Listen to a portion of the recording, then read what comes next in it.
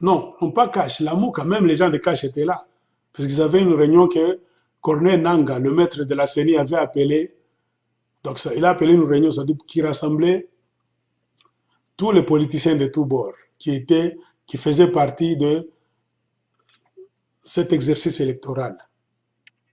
Et ils avaient trouvé un terrain d'entente qui disait que s'il fallait utiliser les machines à voter, il fallait les utiliser comme imprimantes, c'est-à-dire utiliser le système électrique. Quelqu'un doit voir le nom et l'image de son candidat sur l'écran. Comme c'était touchscreen, il fallait toucher les écrans tactiles. Tu touches et on te montre comment imprimer. Donc la photo et le nom de ton candidat que tu as choisi. Mais il fallait prendre le papier là-bas et le mettre dans l'urne. C'était comme ça. Un accord que la Mouka avait réussi donc, à obtenir en dernière minute donc, de la part de la CENI. Il fallait le faire. Mais curieusement, on a vu que la CENI n'a pas tenu sa parole. La CENI a utilisé le système Wi-Fi, système électronique, au lieu de se limiter seulement au système électrique, au lieu de boucher les ports des clés USB. La CENI a violé sa parole. Avec quelle intention? Bien sûr, l'intention de tricher. Donc, comme je disais, beaucoup de gens qui étaient témoins, observateurs, surtout du côté des Congolais, les nationaux, ils ont pris des photos des résultats, des fiches. Ils les ont envoyées à leur QG et ça inondait tout le système Internet au Congo démocratique. Et les fiches que nous tous nous voyons montraient que Martin Fayulu était de loin le vainqueur. Et c'est la raison même qui a poussé la CENI, en connivence avec la Kabylie, le gouvernement, à couper le système Internet et la radio pour que les Congolais ne puissent plus échanger, communiquer et les laisser dans un flou pour qu'ils puissent faire ce qu'ils ont fait, c'est-à-dire trafiquer les résultats, voler la victoire de Martin Fayulu pour la donner à quelqu'un d'autre. Et la donner à qui? Le jour de la proclamation est venu. Selon la CENI, ils ont proclamé, voilà un peu le chiffre qu'ils ont donné. J'ai écrit ça quelque part. Alors, selon la CENI, qu'est-ce qu'ils ont dit?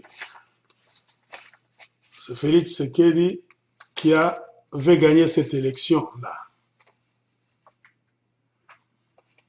Oui, il avait gagné ça, selon la CENI, avec 7 51 013 voix. Donc le premier.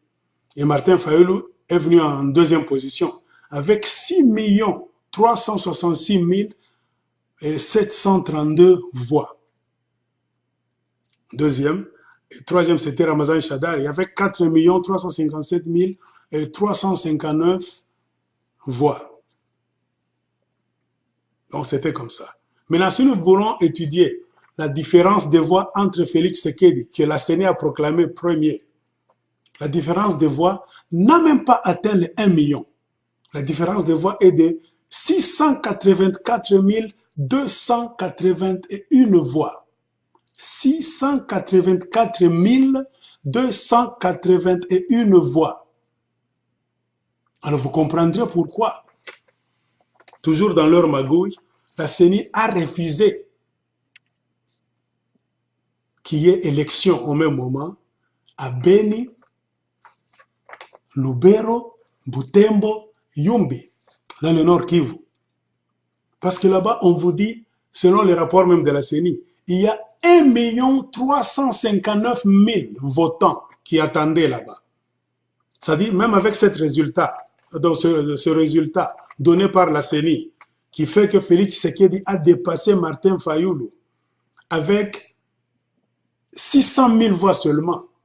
S'il fallait organiser les élections dans le Grand Nord, Martin Fayoulou allait battre. Nous ne le disons pas parce que nous sommes fanatiques de Fayoulou, parce que les gens de Beni, Lubero, Butembo ont essayé leur élection seuls pour prouver à la face du monde que le problème de sécurité que la Kabylie a avancé, la CENI a avancé, c'était faux. Ils étaient tous bien. Pas de problème de sécurité là-bas. Le problème d'Ebola, santé, c'est faux. Personne n'est mort. Ils ont organisé leur élection eux-mêmes là-bas. Ils ont publié ça sur Internet. Et c'est Martin Fayoulou qui a battu Félix Tshisekedi et Chadar. Il était premier de trop loin. Alors comprenez que la CENI n'a pas joué franc jeu. La CENI a joué contre Martin Fayoulou par tous les moyens. Et vous proclamez le résultat sans finir les élections sur toute l'étendue du territoire de la République démocratique du Congo. C'est bizarre. Ça n'arrive qu'au Congo. Puisque dans d'autres pays, un pays des gens normaux, on ne peut pas publier le nom du président gagnant sans récolter toutes les voix sur toute l'étendue de la République.